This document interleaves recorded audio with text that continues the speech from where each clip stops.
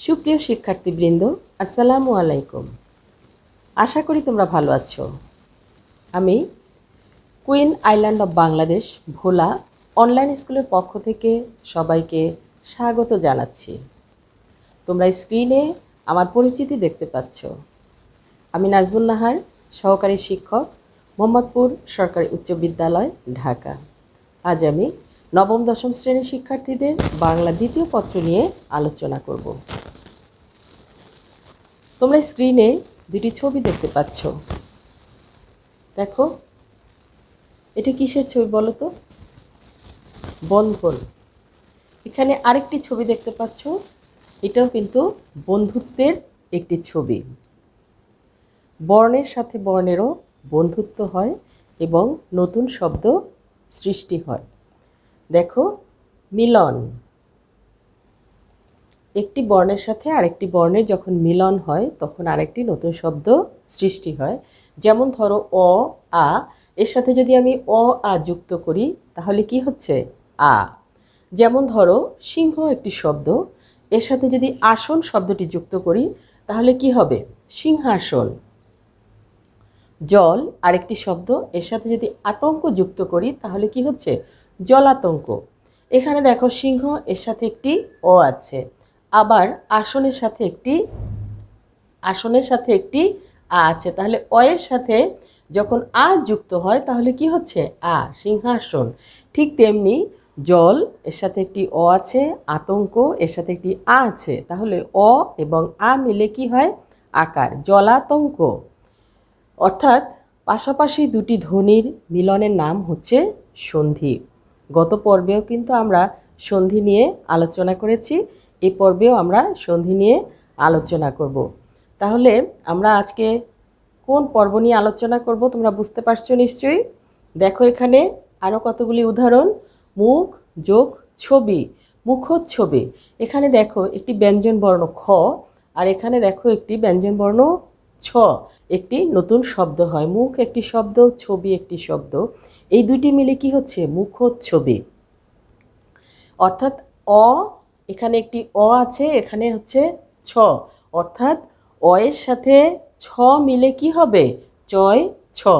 এখানে দেখো বাক, এখানে কিন্তু একটি ক, আর বাক এখানে হচ্ছে ধারা, ব্যঞ্জন বর্ণ ধারা, তাহলে কি হচ্ছে? ক এর জায়গায় কি হবে? দেখো গ, অর্থাৎ ক যে জায়গাটিতে আছে সেই স্থানে কি হচ্ছে?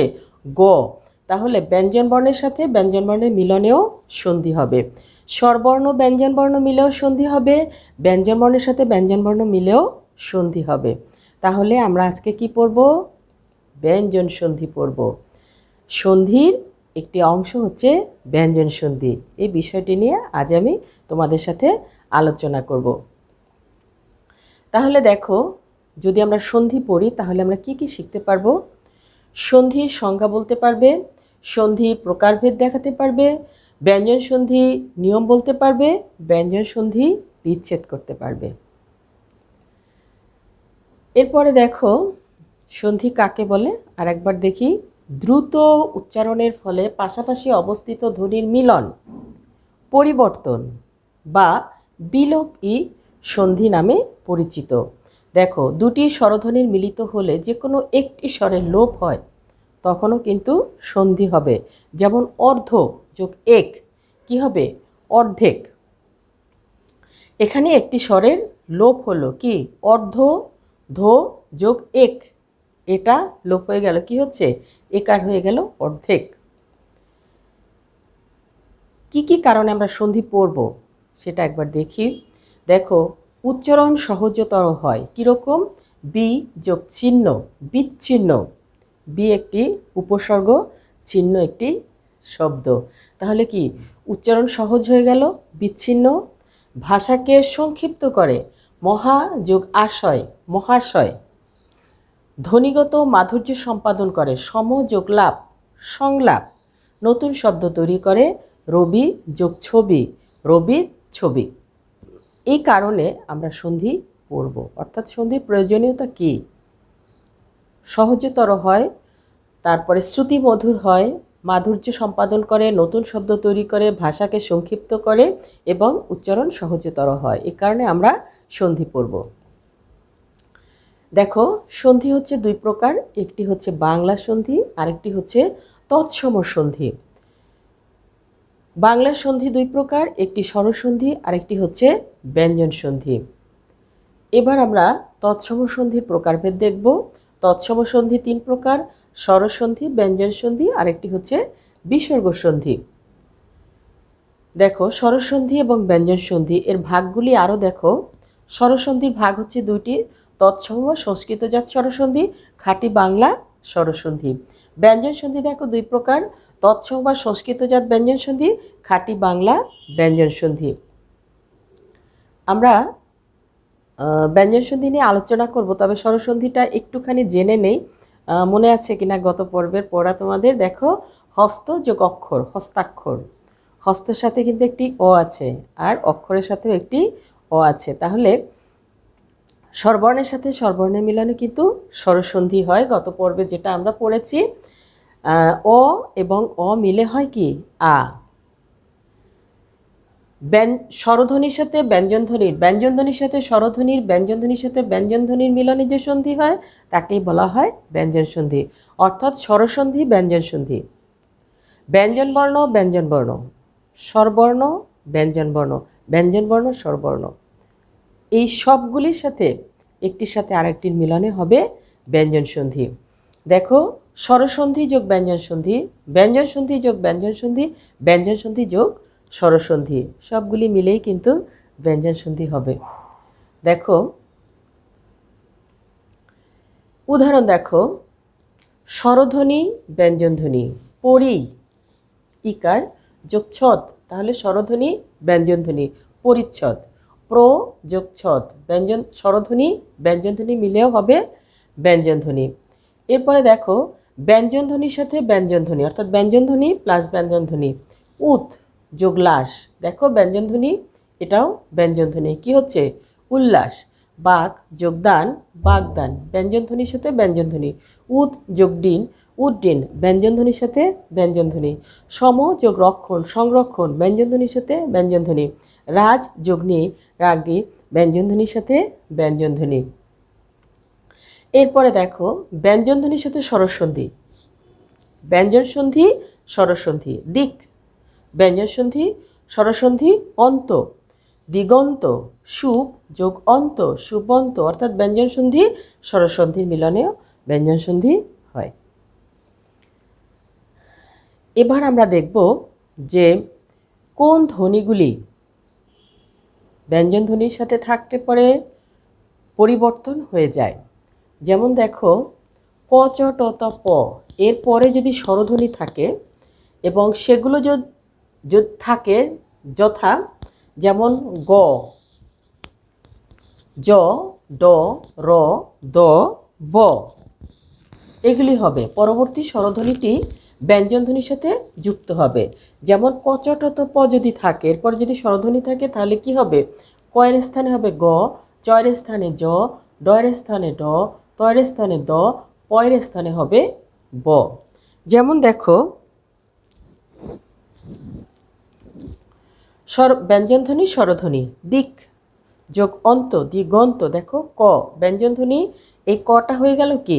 কয়ের জায়গায় হয়ে গেল গ, মানে দিক যোগ অন্ত, অ, মানে কয়ের জায়গায় হলো গ আর অত থাকবে, তাহলে দিক যোগ অন্ত, দিগন্ত। নিচ যোগ অন্ত, নিযন্ত, কি হবে? দেখো, চয়ের জায়গায় হয়ে যাবে জ, দেখো চয়ের জায়গায় হয়ে গেল জ যোগ অ, অর্থাৎ এই জায়গায় হয়ে গেল জ, আর এটা হচ্ছে, এটা তো অ থাকবেই, তাহলে নিযন্ত। এরপরে দেখো, শট যোগ আনন, স্বরানন, অর্থাৎ টয়ের জায়গায় কি হলো? র, শট যোগ আ, স্বরানন, অর্থাৎ শট টয়ের জায়গায় হচ্ছে হলো র, তাহলে শট যোগ আনন, স্বরানন। তৎ যোগ অবধি, ততবধি, তাহলে খণ্ডতা যেখানে ছিল সেখানে হচ্ছে দ, এই যে দেখো তয়ের জায়গায় হবে দ, এই তয়ের জায়গায় হয়েছে দ, তৎ যোগ অবধি, ততবধি। সুপ যোগ অন্ত, সুবন্ত, দেখো পয়ের জায়গায় কি হবে? পয়ের জায়গায় হবে ব, অর্থাৎ এই পয়ের জায়গাটা হয়ে গেছে ব।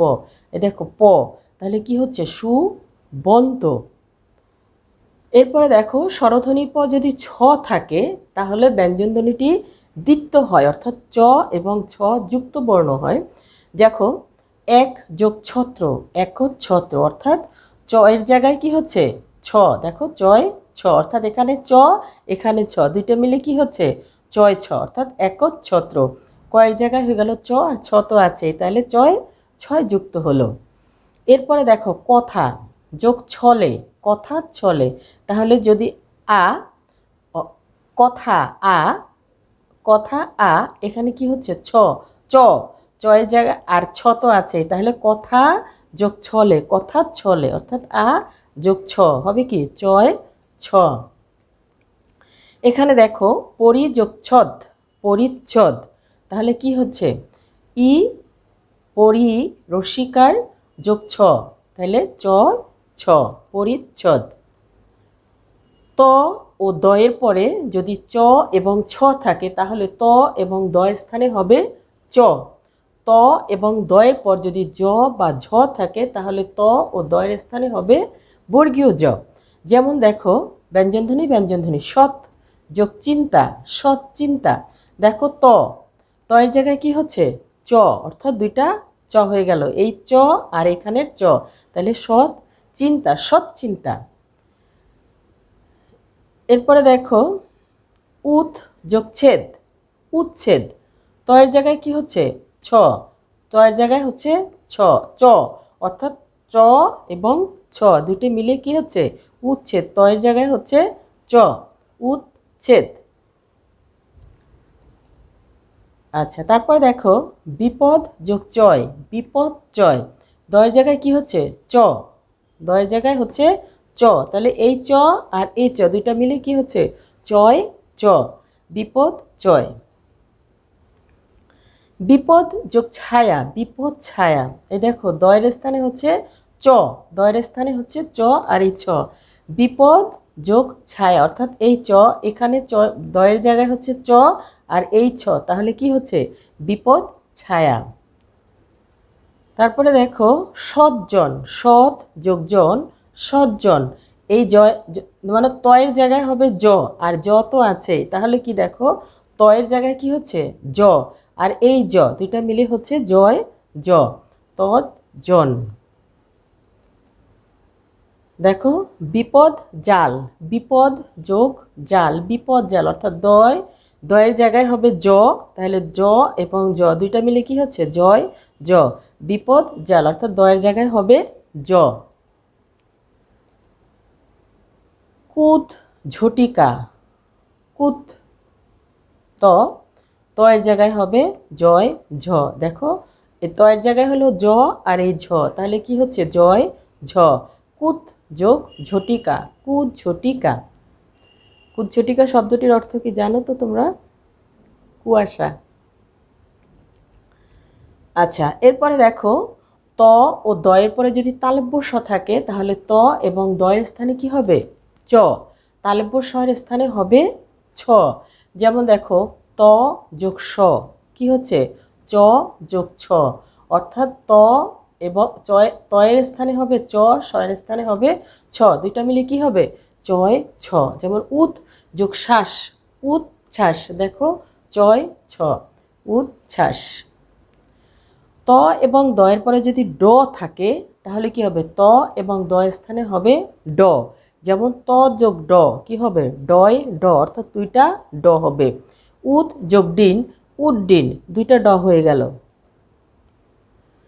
ত এবং দয়ের পরে যদি হ থাকে তাহলে ত এবং দয়ের স্থানে হবে কি? দ। ত এবং দয়ের স্থানে দ এবং হয়ের স্থানে হবে কি? ধ। যেমন ত যোগ হ কি হচ্ছে? ত যোগ ধ, দয় ধ, অর্থাৎ এই তয়ের জায়গায় হবে দ, হয়ের জায়গায় হবে ধ, মানে দয় ধ।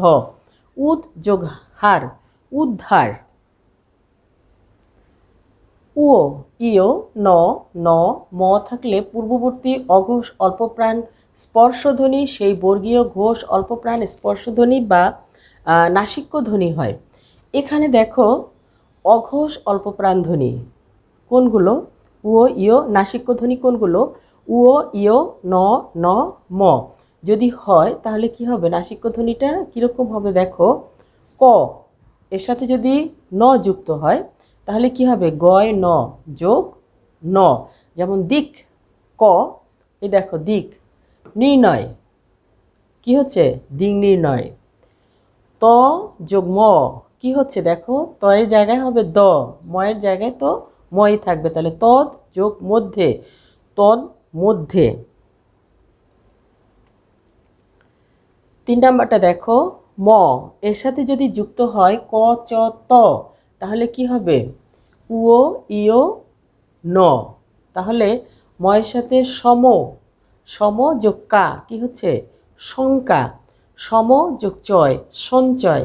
সম যোগ তাপ সন্তাপ। অর্থাৎ ক চ ত ময়ের সাথে যদি যুক্ত হয় তাহলে কি হচ্ছে দেখো? সব শঙ্কা। উও ইয়, তারপরে হচ্ছে ন। অর্থাৎ কয়ের সাথে যদি ময়ের সাথে যদি ক চ ত যুক্ত হয় তাহলে কি হবে? এই জায়গাগুলিতে কি হবে? উও ইয় ন। দেখো 4, ম এরপর অন্তস্থ ধ্বনি জ র ল ব কিংবা তালব্য স মূর্ধন্য স দন্ত স হ থাকে তাহলে ম স্থানে হবে কি? অনুস্বার। যেমন দেখো সম যোগ জম কি হবে? সংযম। এখানে দেখো সম যোগ লাপ সংলাপ, অর্থাৎ ময় স্থানে হবে অনুস্বার। সম যোগ হার সংহার, ময় স্থানে হবে অনুস্বার। সম যোগ বাদ সংবাদ, ময় স্থানে অনুস্বার। সম যোগ শয় সংশয় অনুস্বার। সম যোগ সার সংসার অনুস্বার। এরপরে দেখো চ ও জ এরপর নাসিক্য ধ্বনি যদি থাকে তাহলে কি হবে? তালব্য। তালব্য কোনটা দেখো? চ যোগ ন এর সাথে যুক্ত হলো কি? চ যোগ ইয় যাচ যোগ না যাচ না। জ যোগ ন জ যোগ ইয়, অর্থাৎ এটার সাথে যদি নাসিক্য ধ্বনি থাকে তাহলে হবে তালব্য ধ্বনি। যজ যোগ ন যজ্ঞ। ত ও ধ এরপর যদি ক চ ত প খ ছ ঠ থ ফ থাকে তাহলে দ ও ধ স্থানে কি হবে? অঘোষ অল্প প্রাণধ্বনি হয়। যেমন তৎ যোগ কাল তৎকাল। ক্ষুদ যোগ পিপাসা ক্ষুদ পিপাসা, দেখো খণ্ডত। মূর্ধন্য স এরপরে যদি ত বা থ থাকে তাহলে ত এবং থ এর স্থানে কি হবে? ট এবং ঠ। যেমন কৃষ যোগ টি কৃষ্টি, দেখো মূর্ধন্য স। শস যোগ থ ষষ্ঠ। ম এরপরে যদি ক্রি ধাতু নিষ্পন্ন কৃত কার করণ কৃতি এগুলি থাকে তাহলে শব্দ থাকলে ম স্থানে কি হবে? অনুস্বার বা দন্তস্বর আগমন হবে। যেমন দেখো ম যোগ কৃত অনুস্বর যোগ স, দেখো ময়ের স্থানে হচ্ছে অনুস্বর আর কৃত তো স, তাহলে কি হচ্ছে? সম যোগ কৃত সংস্কৃত। ম যোগ কার অনুস্বর যোগ স, অর্থাৎ অনুস্বর ময়ের স্থানে হবে অনুস্বর আর দন্তস্ব, তাহলে কি হচ্ছে? সম যোগ কার সংস্কার। ম এর সাথে যদি করণ হয় তাহলে কি হচ্ছে? অনুস্বর যোগ স সম যোগ করণ সংস্করণ।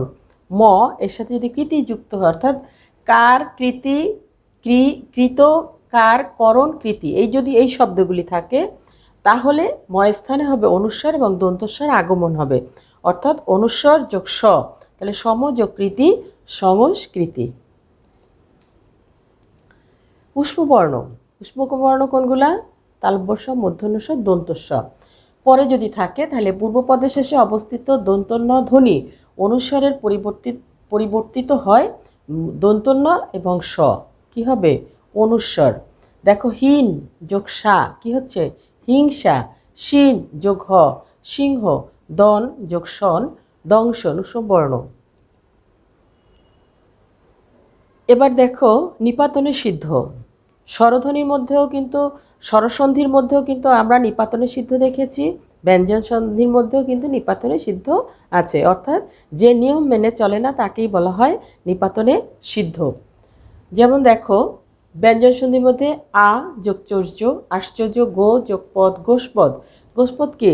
গরুর পায়ের চিহ্ন। বন যোগ পতি বনস্পতি, বনস্পতি শব্দটির অর্থ কি? পাণ্ডিত্য। এরপর দেখো বৃহৎ যোগ পতি বৃহস্পতি, তৎ যোগ কর তস্কর, চর্যাবৃত্তি চোরের বৃত্তি। আচ্ছা, পর যোগ পর পরস্পর, মনস যোগ ঈশা মনীষা, মনীষা শব্দটির অর্থ হচ্ছে জ্ঞানী। ষট যোগ 10 ষোড়শ, 1 যোগ 10 একাদশ, পতত যোগ অঞ্জলি পতঞ্জলি, দর্শন বা যোগ দর্শন। এগুলো হচ্ছে ব্যঞ্জন সন্ধির নিপাতনে সিদ্ধ, অর্থাৎ যে নিয়ম মেনে চলে না। এবার দেখো ব্যঞ্জন সন্ধি এবং স্বরসন্ধির মধ্যে আমরা নিপাতনের সিদ্ধটা একটু একসাথে দেখাই কীরকম হয়। স্বরসন্ধির মধ্যে কী কী ছিল দেখো, কুলটা, গবাক্ষ, প্রৌঢ়, মার্তণ্ড, অন্যান্য শুদ্ধধন। তোমরা খাতার মধ্যে লিখে রাখো। দেখো ব্যঞ্জন সন্ধির মধ্যে কি কি? আশ্চর্য, গোষ্পদ, বনস্পতি, বৃহস্পতি, তস্কর, পরস্পর, মনীষা, ষোড়শ, একাদশ, পতঞ্জলি। অর্থাৎ স্বরসন্ধির মধ্যে কতগুলো নিপাতনে সিদ্ধ আছে, ব্যঞ্জন সন্ধির মধ্যেও কতগুলো নিপাতনে সিদ্ধ আছে। এটা খেয়াল করে, ভালো করে খেয়াল করো এবং খাতায় লিখে রাখো। পরীক্ষায় অনেক সময় এগুলি আসে, কোনটি নিপাতনে সিদ্ধ। এবার কয়েকটি সন্ধি বিচ্ছেদ করতে হবে। প্রশ্নোত্তর পর্ব, প্রশ্নগুলি দেখো তোমরা, তারপরে আমরা উত্তরটা দেখে নিব। যেমন সংবিধান, উদ্দাম, আদিষ্ট, বসুন্ধরা, উদ্ভিদ, অপছায়া, হরিশ্চন্দ্র, গোষ্ঠ। সন্ধি বিচ্ছেদ। আচ্ছা দেখি সংবিধানটা কি? সম যোগ বিধান, সংবিধান। তোমাদের একটা কথা বলতে আমি ভুলে গিয়েছি, কোনো কোনো জায়গায় হয়তো হসন্তটি পড়ে নাই, চিহ্নটি। এটা আসলে ফন্টের কারণে হচ্ছে, তোমরা দেখে নিবে একটু, যে যে জায়গাগুলির মধ্যে হসন্ত পড়েনি সেটা একটু দিয়ে নিবে। সম যোগ বিধান, সংবিধান। দেখো উদ্দাম, উদ যোগ দাম, উদ্দাম। আদিষ্ট, আদিশ যোগ ত, আদিষ্ট। বসুন্ধরা, বসুম যোগ ধারা, বসুন্ধরা। উদ যোগ ভিদ, উদ্ভিদ। অপছায়া, অপ যোগ ছায়া, অপছায়া। হরিশ্চন্দ্র, হরিশ যোগ চন্দ্র, হরিশচন্দ্র। গোষ্ঠ, গো যোগ শয় থ, গোষ্ঠ, গোষ্ঠ। সুপ্রিয় শিক্ষার্থীবৃন্দ, এতক্ষণ যতটুকু আলোচনা হলো আর একবার রিক্যাপ করি। সন্ধি কি? পাশাপাশি দুটি ধ্বনির মিলনের নামই হচ্ছে সন্ধি। সন্ধি, স্বরসন্ধি কোনগুলো? স্বরবর্ণের সাথে স্বরবর্ণের যে মিলন হয় তাকেই বলা হয় স্বরসন্ধি। ব্যঞ্জন সন্ধি কাকে বলে? স্বরসন্ধি, ব্যঞ্জন সন্ধি। স্বরবর্ণ, ব্যঞ্জনবর্ণ, ব্যঞ্জনবর্ণ, ব্যঞ্জনবর্ণ, ব্যঞ্জনবর্ণ, স্বরবর্ণ মিলনে যে সন্ধি হয় তাকেই বলা হয় ব্যঞ্জন সন্ধি। এবং এই যে নিয়ম কতগুলি আছে, এই নিয়মগুলি কিন্তু একটু ভালো করে তোমরা পড়বে, কারণ নিয়মগুলি যদি ভালো করে না শেখো তাহলে কিন্তু সন্ধি বিচ্ছেদ করা একটু কষ্ট হয়ে যাবে তোমাদের জন্য। আর তোমাদের এই পাঠের উপর রয়েছে একটি বাড়ির কাজ, তোমরা বাড়ির কাজটি দেখে নাও। নিচের সন্ধিগুলো বিচ্ছেদ করে সন্ধির নিয়ম খাতায় লিখবে। বৃক্ষ, ছায়া, সিংহাসন, সদানন্দ, সন্তান, শঙ্কা। এতক্ষণ যারা কষ্ট করে আমার পড়া শুনলে তোমাদেরকে অসংখ্য ধন্যবাদ। আর স্কুল খুললে তোমরা শিক্ষকদের এই বাড়ির কাজটি দেখাবে। আর তোমরা আশা করি বুঝতে পেরেছো সবাই। আর যারা বুঝতে পারোনি এখনও, তারা কমেন্ট বক্সের মধ্যে লিখবে, আমি তোমাদের প্রশ্নের উত্তর দিয়ে দেব। আজ এ পর্যন্তই। ভালো থেকো, সুস্থ থেকো। আল্লাহ হাফেজ।